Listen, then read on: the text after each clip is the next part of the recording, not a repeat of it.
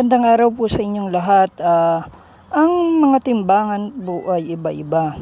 Meron pong mechanical, merong digital.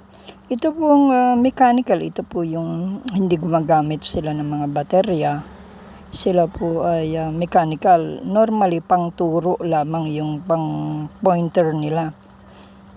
Hindi po ito i-charge, hindi katulad nitong nasa ating harapan na digital na made in China. Ito po ay maganda, pero pag ito po ay nag-error na yung digital niyang yan na nakikita ninyo, yung mga numbers niya ay hindi na po ito magagamit. Kung nag-error na po siya dahil napagod na po yung memory niya o yung microchips kung saan nandoon nakaprograma na lahat ng gagawin niya. Magma-minus, mag-a-add siya, yung magtitimbang siya, naroon na, yung gagawin na niya lahat ng task niya o tungkulin niya. Hindi katulad po ng mechanical gaya ng mga Fuji, ng mga timbangan na kapag ito po ay nagtimbang ka, kung magkano ang presyo, i-divide mo yung kung 200 ang isang kilo, i-divide mo kung kalahating kilo ang tinimbang mo na bibilhin nila, i-divide mo by 2 yung 200, edi 100. So ikaw nagdi-divide, ikaw ang nagko-compute. Kaya nga yung iba, pag paiba-iba ang presyo ng kanilang tinitimbang, may calculator sila. So ito pong ganitong mga digital ay oras na ito ay matagal na at nasira, nag-error na, ay wala akong tumatagal. So maswerte na 3 taon, 2 taon. Kung yung iba wala pang kalahating taon, yung iba 3 months lang nasira na, kasi yun yung pagkakagawa niya, hanggang doon lang. Hindi mo naman mabalik sa binilhan mo. Ay bang ko kung ipaglalaban mo sa DTI yan, dapat may warranty, ganun. So iba naman yung nabagsak mo, na overcharge mo, di talagang masisira yun ang kagagawan mo, hindi mo na maibabalik. Pero yung bago 1 week binili mo, nagloko na, hindi mo naman nabagsak, hindi mo naman sinira, buti kung maibalik mo yan. Samantalang yung mga mechanical, mga Fuji, Otex, Nutex, yung mga Japan yun, yung mga iba't ibang brand, di ba?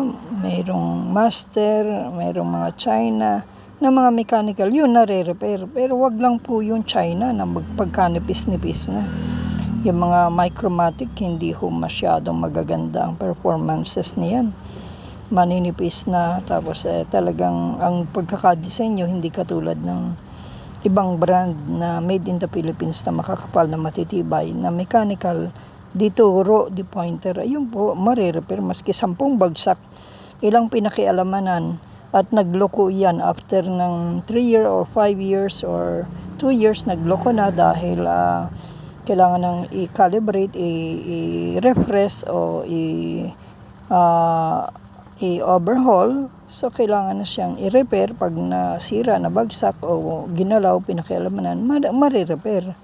Hindi katulad ng ganitong mga digital ho, na kapag parang calculator lang ho yan. Pag may calculator kayo o di kaya meron kayong relo na digital, yung ganyan, pag nasira ho, sira na yan. At maliban lamang bago siya bumagsak, na re-repair pa, o di kaya medyo matagal na ginagamit, pag binuksan namin, nare-repair pa yung iba, nare-refresh namin yung mga hinang, o di kaya kung minsan ay yung mga kinagat na putol-putol na, o di kaya ng kinagat na mga daga, o di kaya nagkaroon ng kalawang sa loob, o di kaya nabagsak, may naputol, may nabasag, so nare-repair pa. Pero kapag yung normal na pagkasira niya dahil sa katagalan ng gamit, init, lamig, at saka napagod na ho, yung na-reach na yung level ng microchips niya, yung parang may aspaltong makintab po sa loob niya na